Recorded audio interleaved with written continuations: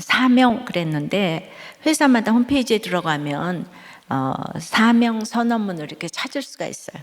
세계적으로 유명한 커피에서 사명 선언문은 인간의 정신에 영감을 불어넣고 더욱 풍요롭게 한다고요. 또 세계 최고 전기차 회사는 지속 가능한 에너지로 세계적 전환을 가속화하는 것입니다. 가 사명이고요. 우리나라 대표 전자회사는 인재와 기술을 바탕으로 최고의 제품과 서비스를 창출하여 인류 사회에 공헌하는 것이 경영 목표라고 합니다. 어떤가요? 회사 크기만큼이나 사명들도 대단하죠? 오늘 처음교회에 나오신 분들도 저마다 목적을 향해 열심히 살아오셨을 것이에요. 이 시간 한번 생각해 보세요. 나의 사명은 뭔가? 나는 어디를 향해 가고 있는가? 자, 성령의 안아주심으로 죽음에서 살아난 성도는 성령의 작정으로 인생의 방향을 바꿉니다.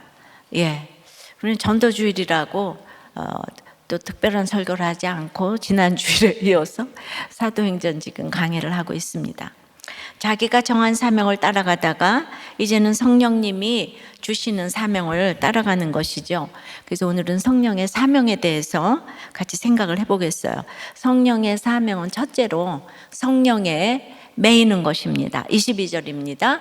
보라, 이제 나는 성령에 매여 예루살렘으로 가는데 거기서 무슨 일을 당하는지 알지 못하노라. 그런데 바울이 성령에 매이기 전 다른 사람들을 매는 자로 살 때는 과연 자유로웠을까요? 아닙니다. 그는 자기 열심에 단단히 매여 있었어요. 그 무서운 열심으로 교회를 핍박하고 성도들을 매었습니다. 율법에 매이고 전통에 매이고 고정관념에 매였기 때문에 주님을 섬긴다고 생각하면서 실제로 주님을 박해했습니다. 그게 우리가 다 자기가 자기를 몰라요, 사람들이. 그게 자기가 정한 자기 사명이었기 때문에 내가 열심히 사는데 누가 뭐라고 말해, 이게 우리 주제가예요.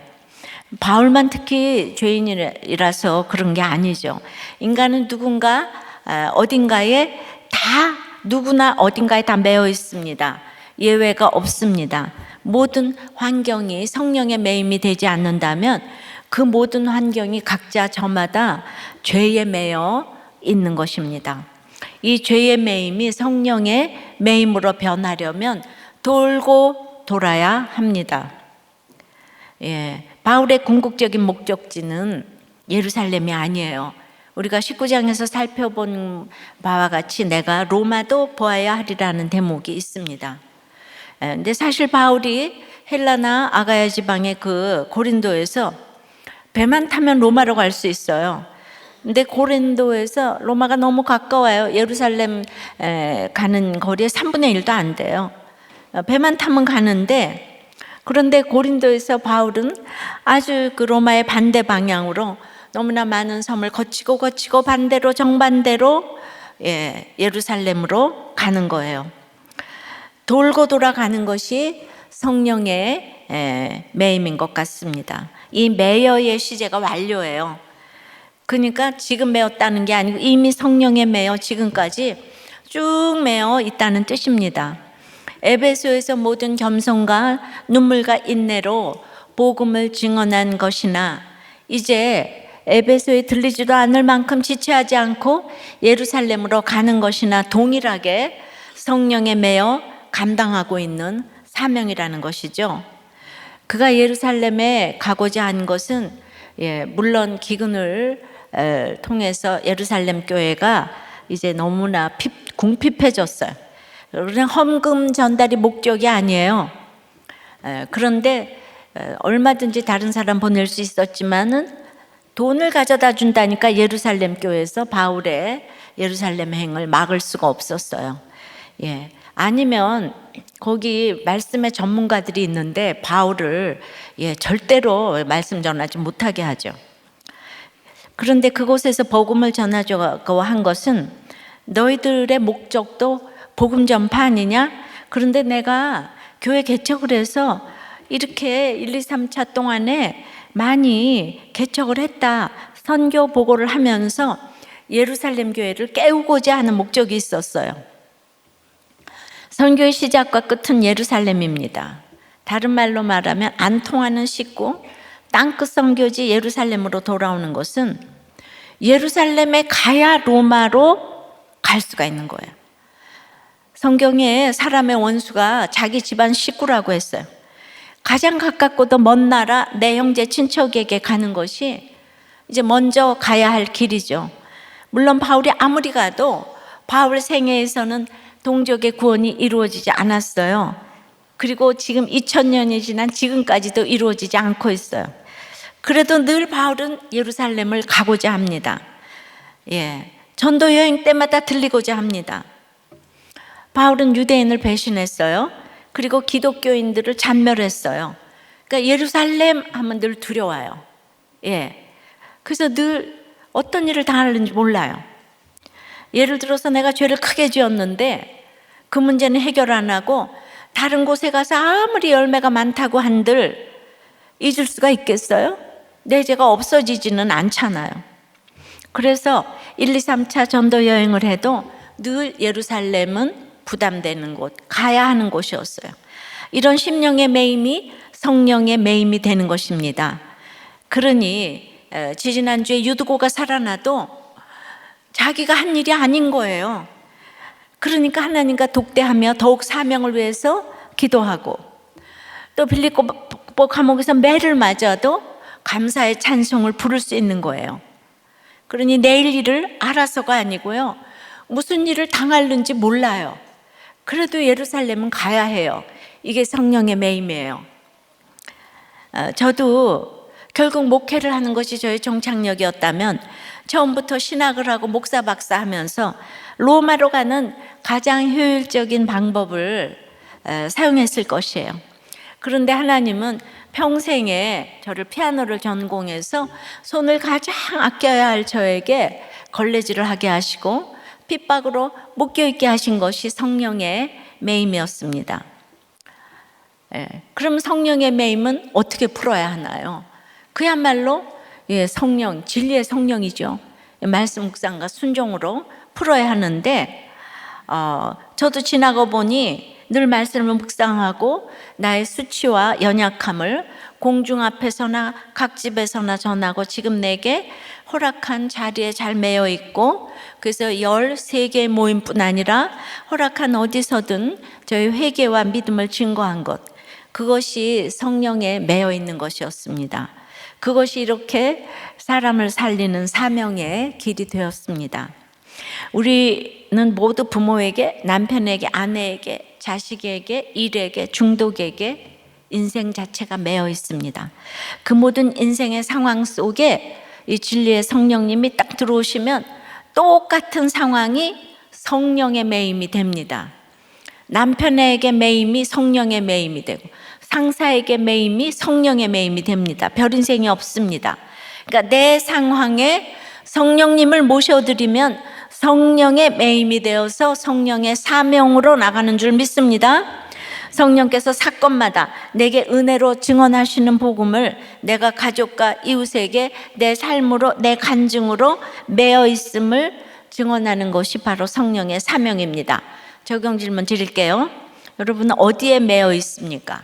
내 사명입니까? 아니면 성령의 사명에 매어 있습니까? 돌고 돌아가는 성령의 매임이 인정이 되십니까? 그렇게 성령에 매여 가야 할 내 사명지 예루살렘은 어디입니까? 일터입니까? 가정입니까? 뭐 여러 가지 생각을 해보세요. 그 성령의 사명은 두 번째는 이제 그 매임이었지만 죽어지는 영성이에요. 죽어지는 영성. 23절 4절이에요. 오직 성령이 각 성에서 내게 증언하여 결박과 환난이 나를 기다린다 하시나 내가 달려갈 길과 주 예수께 받은 사명 곧 하나님의 은혜의 복음을 증언하는 일을 마치려 하면은 나의 생명조차 조금 더 귀한 것으로 여기지 아니하노라. 성령의 매인 것은 말씀을 듣고 순종하는 것이라고 했죠. 근데 증언하다는 말이 23절 4절에서 두 번이나 나오는데요. 성령의 매인 바울도 성령께서 증언하시는 말씀을 듣고 순종합니다. 그러면 증언하신 내용이 무엇인가요? 아니, 성령의 매이라고 그랬으면 상을 주셔야 되는데 결박과 환난이 기다린다고 알려줍니다. 우리 같으면 결박과 환난이 기다린다고 하면 감사합니다, 성령님, 행로를 변경할게요 이러겠죠. 하지만 바울은 성령에 매여 그 예루살렘으로 나아갑니다. 그 예루살렘에 대한 끝없는 부담으로 가는 이 길이 후에 이 결박과 환난이 바울을 로마로 데려가는 최고의 환경, 최고의 지름길이 되는 거예요. 물론 죄수의 몸으로 가지만요. 그 지름길을 가장 먼 길을 통해서 스텝 바이 스텝 이렇게 가게 하십니다. 그것을 고통이라는 이름으로 불러요. 그런데 그것이 성령의 매임이 되면 성령님과 같이 통과하는 거예요. 나의 결정이 성령의 작정이 되면 사명이 되어서 주님이 지켜주시는 거죠. C.S. 루이스의 스크루테이프의 편지란 책에서 고참마귀가 졸개마귀에게 양육을 시켜요. 열심히 산다고 생각하는 사람들에게 절대 해서는 안 되는 일이 있는데 그것은 고통을 주는 것이란다. 사람은 고통을 당하면 자기의 방향을 확인하고 수정을 해버리지.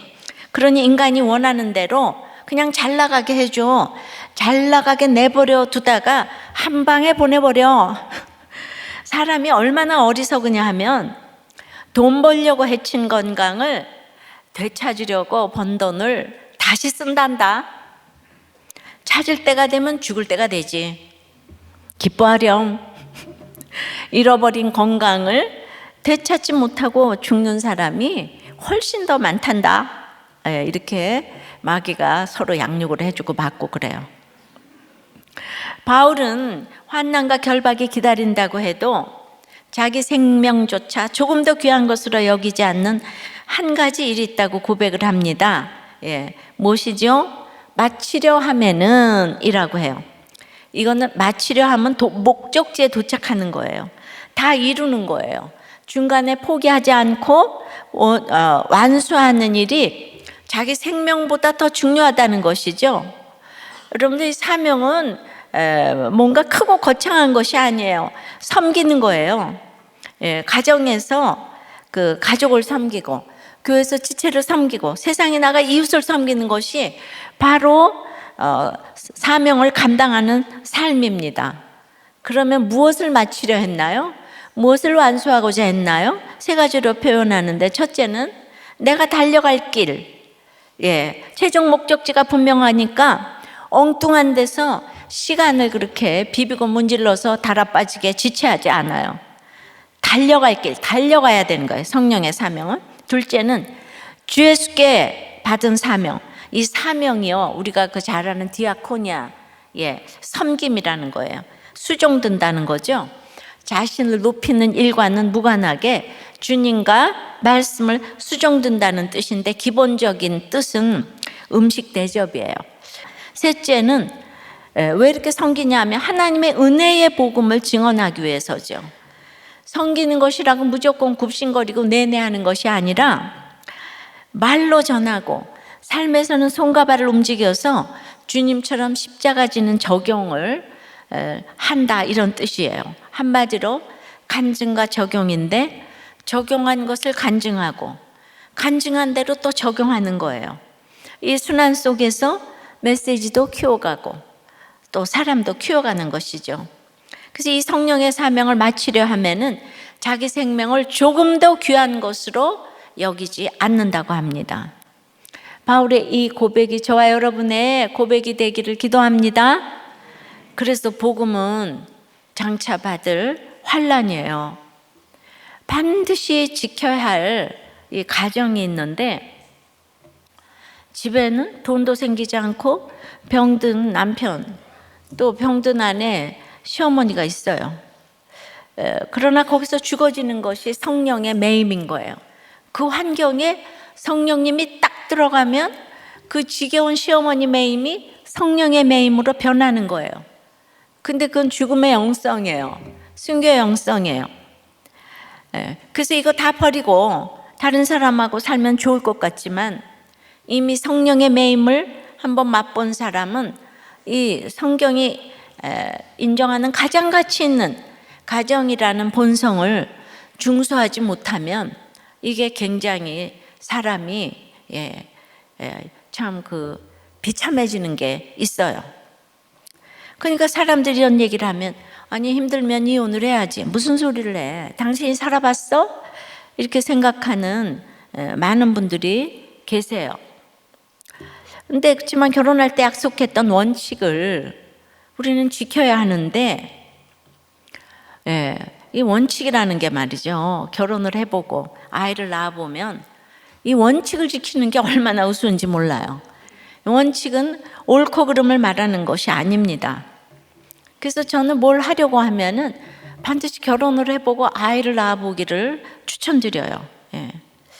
자식은 배반당하기 위해서 키우는 거거든요. 아이가 속을 썩이고 자존심이 상하는 일이 있으면 절대 내 원칙의 옳고 그름을 지킬 수가 없다는 걸 알게 돼요. 그러니까 가장 사랑하는 자녀, 남편, 아내에게 배반을 당해봐야지 원칙이 무엇인지 인생이 무엇인지 조금 알게 돼요.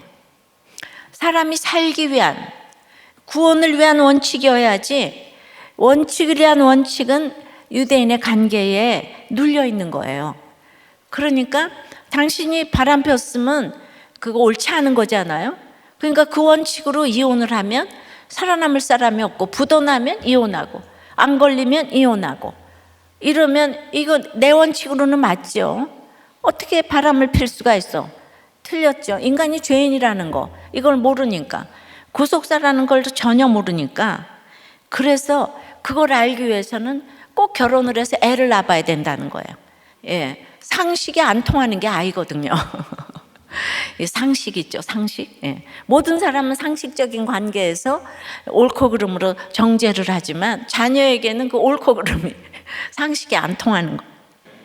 하나님께 대한 회개만 있다면 회개를 경험한 사람은 평생의 무시를 당한다고 해도 결박과 환난이 기다리는 가정으로 반드시 들어갑니다. 당장은 환경이 하나도 안 달라져도 사명 때문에 왔다가 사명 때문에 가는 인생임을 깨닫게 되는 큰 것을 이제 건지게 돼요. 그러니까 유대인의 관계 때문에 사울이 바울이 되었어요. 하나님 때문에 죽기로 결심한 군사가 성도입니다. 하나님을 잘못 알고 있고 예수에 대해서 모르는 사람에게 바르게 전하고자 하는 열망이 고통과 고난을 마다하지 않고 가게 하는 거예요. 저도 항상 그런 마음이 있습니다.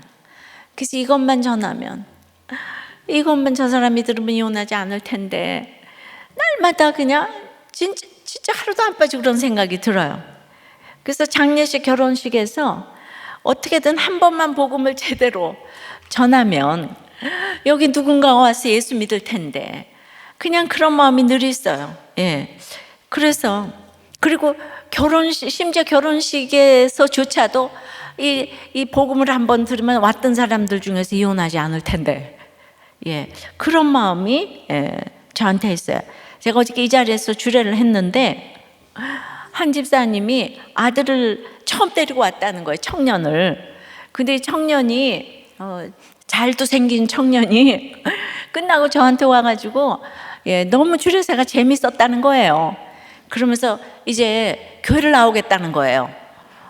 그러니까 내가 너 한 사람 때문에 오늘 나는 성공했다. 내가 한 영혼 때문에 오는데 너무 감사했고요. 바울이 심령의 매임을 가지고 성령의 매임으로 인도하셔서 원치 않는 길을 떼띄우고 지금 가는 거예요. 저는 원치 않는 결혼이지만 끝까지 성령의 매임을 받아서 사명 감당하게 하셨습니다. 제가 어찌 교회 할 줄 알았겠습니까? 십자가진 같은 고생이고 환난과 결박이 기다린다고 해도 내가 복음을 위해 갈 성이 있어요. 21절에 유대인과 헬라인에게 전했다고 했는데 그 사람들은 갖춘 것이 많기 때문에 더욱 죽을 일이 기다리고 있겠죠. 주님이 이사야 6장에서 누가 우리를 위하여 갈고 하시니 이사야가 나를 보내소서 하니 이 백성이 네 말을 안 들을 거다. 그러나 남은 자가 있다. 그랬어요. 결박과 환난이 기다리지만 그러나 죽어지는 영성으로 사명을 감당하면 남은 자가 반드시 있는 줄 믿습니다. 적용해 보세요. 앞날에 대해 너무 알고 싶은 것은 무엇인가요? 예. 어저께 초원님이 너무 알고 싶어서 점치러 갔다 그러더라고요. 예. 내 앞에 결박과 환난이 기다린다는 말씀이 화가 납니까? 무섭습니까? 슬픕니까? 감사합니까? 네. 이게 무슨 말인지 여러분들 이해가 안 되실 것 같아요.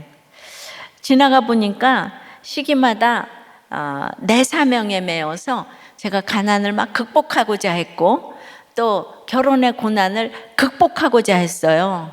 그런데 이제는 그것이 성령의 사명이 되어서 성령님과 함께 통과하게 하십니다. 성경에 극복이라는 단어는 없어요. 극복은 내가 하는 거고 통과는 하나님이 동행해 주시는 거예요. 이거를 잘 기억하시기 바라요. 동족의 구원을 위해 바울에게 창자가 끊어지는 아픔을 주셨어요. 구원은 이 세상에서 가장 귀한 것입니다. 바울 사도가 얼마나 수준이 높은지 유대인들은 2000년이 넘도록 안 돌아오고 있네요. 그러니까 복음을 전할 때에 되었다 함이 없고 그 결과가 중요한 것이 아니라 내가 어떤 태도로 살아가는가, 이것이 중요한 것임을 알아야 합니다. 그러니 대학에 붙고 안 붙고가 중요한 것이 아니고 오늘 그 상황을 해석할 수 있으면 그 상황이 사명입니다. 할렐루야. 저 또한 사명의 인생을 살게 하셔서 남편의 구원을 위해 저도 내 생명을 걷어가셔도 좋으니 남편을 구원해달라고 기도했습니다. 이렇게 성령의 매임을 알게 되니까 하루하루가 사명의 날이었어요. 사람이 죽고 나서 그 유가족의 태도를 보면 그분이 구원받고 갔는지 아닌지를 딱 알게 돼요.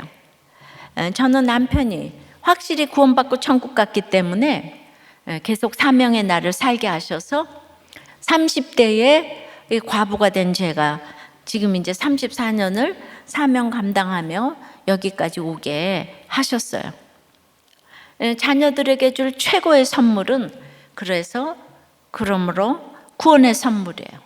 이거보다 최고의 유산은 없습니다. 왜 이렇게 구원하는지 오늘 그 여호수아 6장으로 남편의 구원과 저희 사명 간증을 좀 하고자 합니다. 이스라엘이 여리고 성벽을 무너뜨리기 위해서 6일간 침묵하면서 하루에 한 번씩 돌아라. 그리고 7일째는 7번을 돌라고 명령을 하셨어요. 참 이상한 명령 많이 하세요. 여전한 방식으로. 그래서 새벽에 일찍 일어나서 끝이 안 보이는 성을 그냥 순종하며 도는 것이 성도의 삶입니다. 그러고 있으면 드디어 나의 7일, 완전 수잖아요. 7일 새벽에 오는 거예요. 근데 7일째는 7번을 돌라고 했으니까 더 말씀에 따라 기도하면서 더 애통하는 마음으로 아주 힘든 날이죠. 7번을 돌아야 합니다. 지금까지 6번하고는 비교도 안 되는 그날에 한 번을 더 채워서 7번을 채우라고 하니까 이 마지막에, 그러니까 6 더하기 7은 13이잖아요. 이 13이라는 숫자는 내 힘으로는 감당 못하는 아주 엄청난 세력을 상징한다고 보면 됩니다. 하루에 한 번 돌기도 힘들었는데 7째 날에는 7번을 돌라는 거예요. 저도 남편이 구원받던 해에는 성령님이 더 기도하게 하시고 생명을 내놓게 하시고 그러면서도 더 잠잠히 더 애통하게 하셨습니다.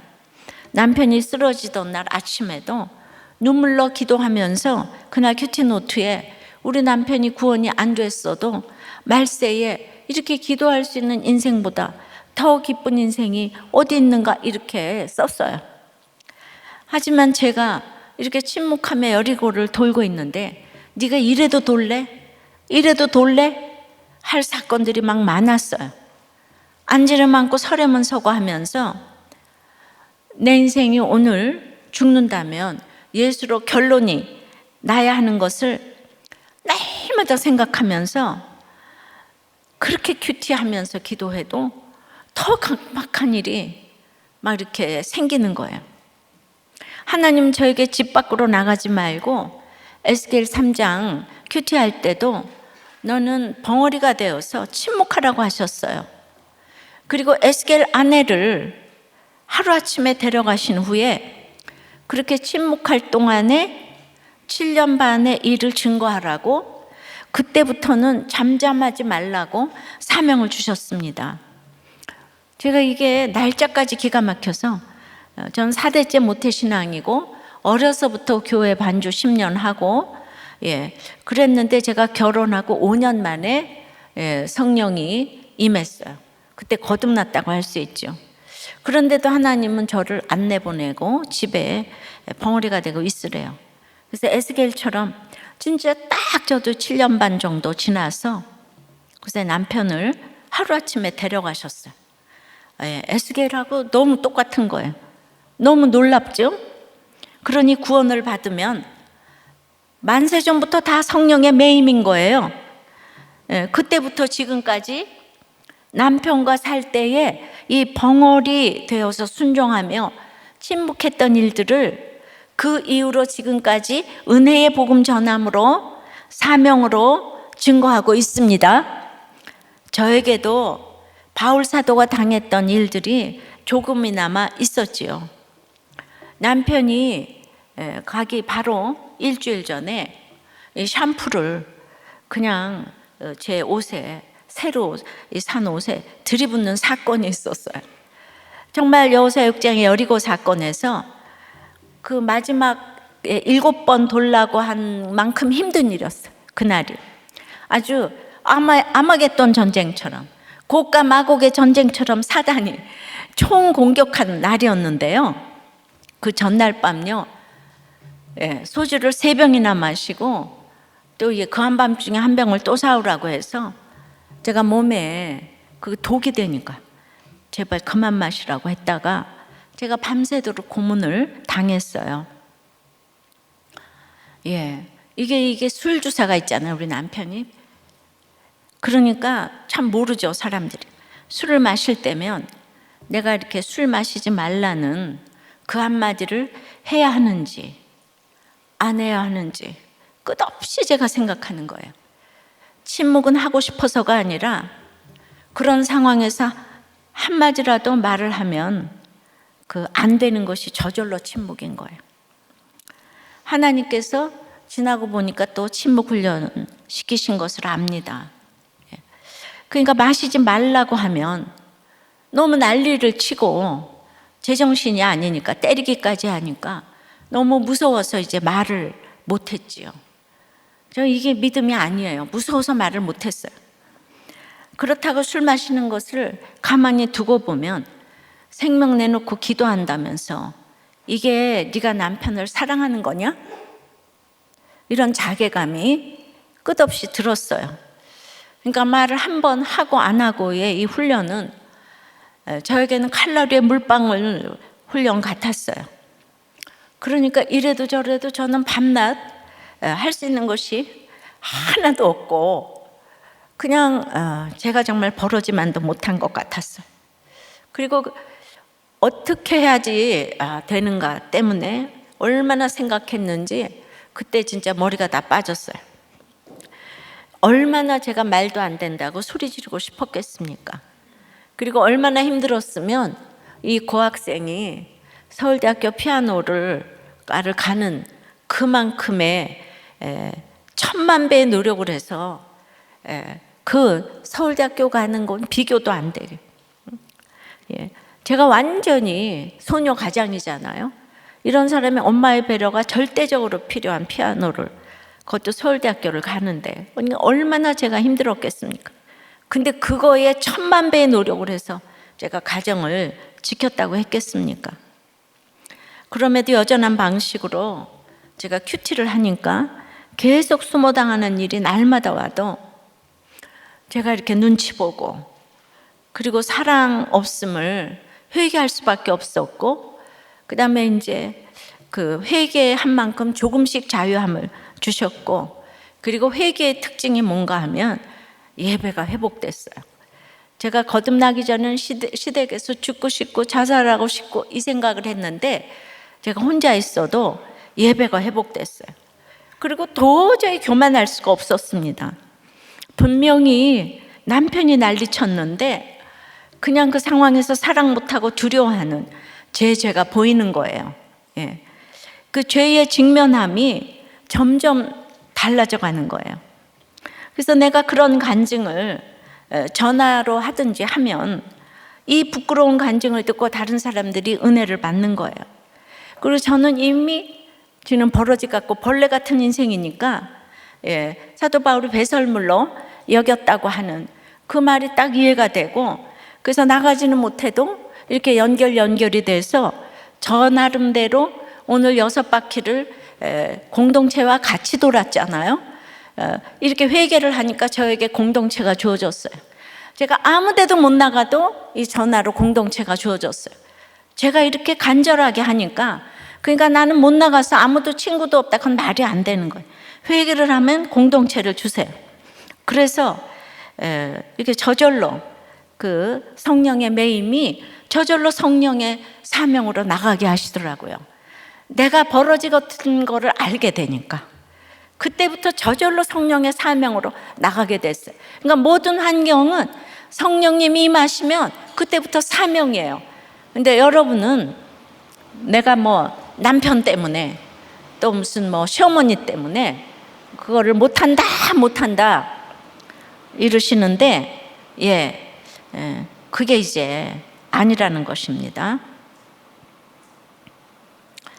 에스겔 3장에 성령이 나를 일으켜 집에 들어가 문을 닫고 벙어리가 되며 책망자가 되지 못하리라 했어요. 그러니까 이 날마다의 말씀은 정말 죽지 않고 살게 해주셨고, 그 다음에 어떤 경우도 남편의 책망자가 되지 않고 이렇게 내 죄를 보게 하시는데 그게 내 마음을 강타했어요. 그러니까 내가 일부러 죄를 보려고 어떻게 봐요. 근데 거기서 저가 이렇게 죄 본 게 여러분도 너무 구체적으로 와 닿지 않으세요? 제가 믿음이 있어서가 아니라 정말 바보 같은 거예요. 이것도 못하고 저것도 못하고, 그러니까 날마다 회개할 것밖에 없는 거예요. 그러니까 여전한 방식의 큐티는 이 남편 암초를 넘어가서 은혜의 바다를 항해했습니다. 그러면서 그 깨닫는 게 감사해서 천국이 있다면 이렇겠구나 하면서 천국을 사모하게 되는 그런 똑같은 일이 엿새 동안 날마다 똑같이 일어나고 있는 거예요, 지금. 똑같이 난리쳤는데 나는 자꾸 회개를 하고. 욥기 7장에서 보면 사람이 7장 17절에 사람이 무엇이기에 주께서 그를 크게 만드사 그에게 마음을 두시고 아침마다 권징하시며 순간마다 단련하시나이까. 주께서 내게서 눈을 돌이키지 아니하시며 내가 침을 삼킬 동안도 나를 놓지 아니하시기를 어느 때까지 하시리까처럼 분초마다 나를 단련하시는 하나님을 경험하게 하셨어요. 그러니까 여호수아 6장 16절에 하루 한 번씩 송을 돌다가 마지막 7째 날은 7바퀴를 돌라는 힘든 명령을 주셨는데, 그 적용이 저로서는 남편이 저에게 그냥 온 옷에다 샴푸를 부어댄 날인데, 그게 이제 밤새 술 먹고 저에게 고문을 하다가, 그리고 저는 아침에 그래도 이제 정신을 차리고 교회를 다녀왔어요. 근데 아직도 남편은 덜 깨어서 그리고 저한테 샴푸를 부어댄 거죠. 그야말로 최악의 날인데, 그래서 그날 말씀이 그냥 에스겔 14장이고 그 다음에 고린도후서 4장, 에스겔 3장, 이 말씀으로 너무나 큰 은혜를 경험한 후에 제가 고린도후서 4장에 우리가 예수 그리스도의 종된 것뿐만 아니라 우리가 너희의 종된 것도 전파한다고, 그 말 안 듣는 고린도 교인들을 향하여서 이렇게 이 세상 신이 믿지 아니하는 자들의 마음을 혼미케 했다 그러는 거예요. 그래서 할 일은 바울 사도도 고린도 교인들에게 우리가 너희의 종된 것을 전파한다 그러니까 제가 너무 그냥 깨달아져서 내가 남편의 종인데 아직 종이란 소리를 못했구나. 주인이 새 한 마리 값도 안 되는 종에게 샴푸를 붓든지 말든지 성경을 찢든지 폭력을 행하든지 무슨 상관인가. 난 남편 주인의 종인데. 이걸 깨닫자 기쁨이 밀려왔어요. 그때 이 말씀으로 금세 제 마음을 바꿔주신 주님, 이것이야말로 기적인 거예요. 그리고 나는 왜 이렇게 발표야 말씀이 깨달아지나? 나 때문에 남편이 지금 너무 수고하는 거 아닌가? 그러니까 내가 빨리 좀 깨달으면 안 될까요? 그러면서 이제 그 저녁 예배 갔다가 오면서 내 주를 가까이 하려 하면 십자가진 같은 고생이나 그 찬송을 부르면서 이제 집에 올라왔어요. 그리고 깨달았으면 적용을 해야 되잖아요. 그래서 무릎을 꿇고 그 고린도후서 4장 말씀대로 남편에게 적용했어요. 우리 남편은 여전히 지금 이제 소파에 누워서 텔레비 보고 있습니다. 무릎을 딱 꿇고 나 같은 거하고 살아줘서 너무 고마워요. 난 정말 당신의 종이에요. 저는 남편의 태도가 변하기를 기대하면서 이 말을 한 게 아니에요. 그냥 말씀을 깨닫고 그 말씀대로 순종하는 마음으로 말했기 때문에 남편의 변화와 상관없이 너무 기뻤습니다. 저는 남편의 마음을 채우려고 너무너무 애썼지만 저는 침묵하는 것밖에 할 수 있는 것이 없었어요. 근데 여호수아 6장을 보면서 그 6일 동안의 침묵 기도의 뜻을 다시 생각하게 되었어요. 그 당시를 본 증인들이 여기도 있어요. 그렇지만 제가 너무 충만하니까 제가 너무 바보 같고 두려워하고 사랑이 없는 것을 알게 되니까 어떻게 남편을 미워할 수가 없는 거예요. 불쌍하기만 했습니다. 어떤 일이라도 이렇게 여전한 방식대로 말씀대로 적용하고 간증을 하니까 그 샴푸 사건 후에 그냥 그 일주일 동안 너무 성령이 충만해서 일주일간 전화로 상담을 해도 막 이혼을 철회하고 예수를 영접하는 역사가 그때 일어났어요. 근데 문자적으로 바로 이 샴푸 사건 후 7일째에 남편의 육적 여리고가 무너진 사건이 온 거예요. 정말 급성 간암으로 갑자기 쓰러졌어요. 우리 남편은 의사잖아요. 산부인과 의사. 그런데 우리는 산부인과이기 때문에 그 간 기능 검사를 했어요. 그 신생아, 간염 보균자 뭐 이렇게 다 저기 하느라고. 그래서 신생아를 상대로 하기 때문에 너무나 신선한 그 시약을 갖다 쓰고 자기는 대민봉사한다고 한 달에 한 번씩 꼭 검사했어요. 우리 집에는 간으로 아픈 사람이 하나도 없습니다. 그런데 이 사람이 급성 간암이라는 거예요. 남편 제게 기도를 부탁했습니다. 날마다 벙어리로 침묵하던 저였지만 죽음을 바로 앞둔 그날 저는 모든 교양을 내려놓고 병원에서 외쳤어요. 정말 7바퀴를 돌고 외쳤다고 했는데 가장 힘든 그날, 사형 선고받은 가장 힘든 그날 도리어 회개하고 천국 가지 않으면 나는 아이들 데리고 살 소망이 없다. 밤새도록 외치고 부르짖었어요. 그래서 그날 드디어 하나님은 남편의 이 대단한 육적인 여리고를 무너뜨리시고 영으로 살려주셨습니다. 남편은 주님을 영접했어요. 그리고 5시간 만에 천국에 입성했습니다. 남편은 45살이었고 그리고 장로님 아들이에요. 너무 건실해요. 병원도 잘 돼요. 죄가 없어요. 그런데 이 사형 선고를 받고 달려오신 목사님 앞에서 목사님, 숨을 헐떡거리면서 제 직업을 아십니까? 물었어요. 진짜 경각에 달리니까. 80년도에는 우리 그 가족계획 지정병원까지 있어서 낙태를 나라에서 장려했습니다.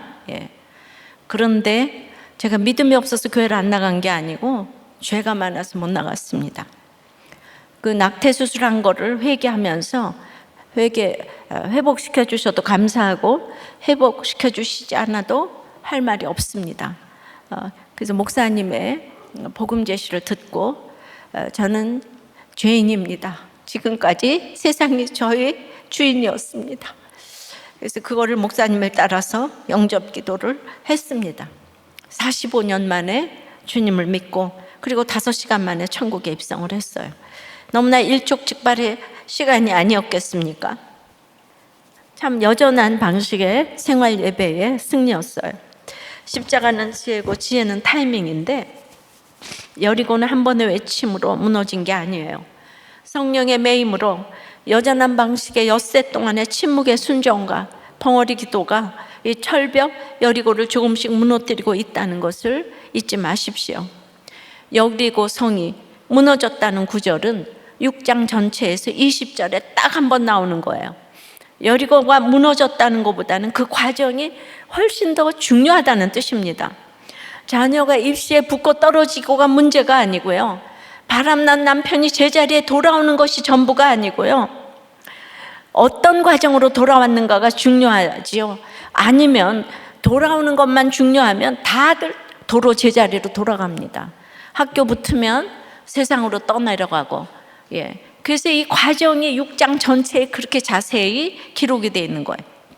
얼마나 그 여리고가 강력했든지 제가 우리 교회 개척할 때 저는 가나안의 길목을 여는 정말 천한 기생 여리고 기생 라합 같다고. 그런데 이 여리고가 지금 무너져서 우리 남편이 구원이 됐기 때문에 우리들 교회가 지금 세워진 거 아니겠습니까? 그러니까 얼마나 그게 힘든 전쟁이었는지. 그러니까 여러분들이 전쟁이 힘들수록 더 큰 이제 가나안이 기다리고 정말 구원의 역사가 기다리고 있는 줄을 믿습니다. 적용 질문이에요.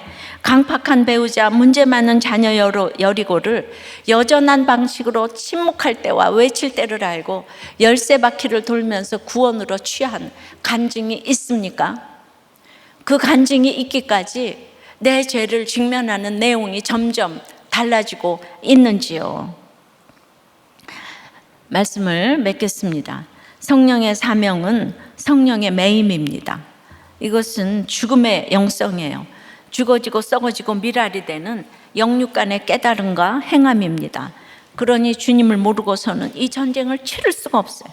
예수가 그리스도가 돼야 내 사명이 아닌 성령의 사명이 되어 주께서 인도하십니다. 말씀 묵상과 순종을 통해 침묵하실 때와 외칠 때를 알아야 할 줄 압니다.